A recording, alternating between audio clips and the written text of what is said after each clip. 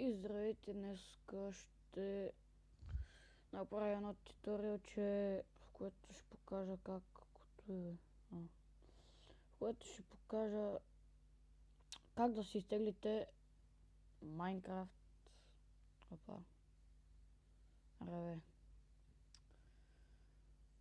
за Android. Сега влезете в Google и пишете ето го, цъкате на това.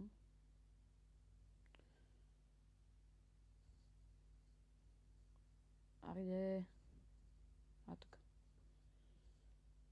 След което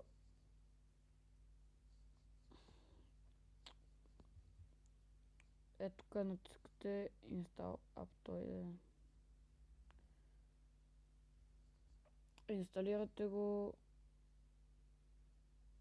Аз съм го инсталирал и отивате в Downloads папката. Его е, цъкате на него. Напред инсталиране. Така. Изчаквате.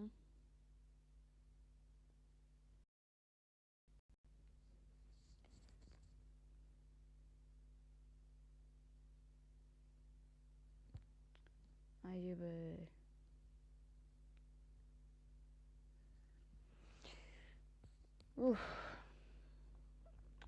Така.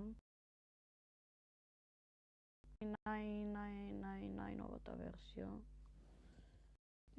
След като сте влезли, това го скипвате, ако не ви се чете. И пишете Minecraft. Скате и тук таковете. И тук опа, има така. Ето това цъкате. И чакайте. Имаше едно.